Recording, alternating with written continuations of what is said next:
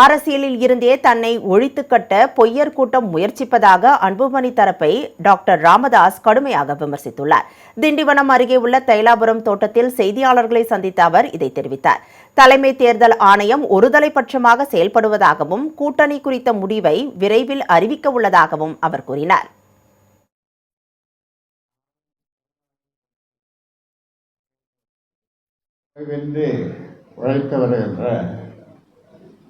JK. மணி கௌரவ தலைவர் JK. மணி அவர்களை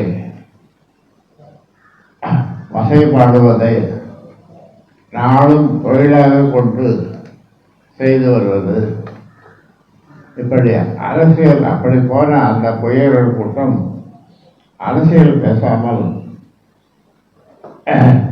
என்னை அரசியலிருந்து ஒழித்து விட வேண்டும் என்ற நோக்கத்தோடு எதையோ பேசுகிறார்கள்.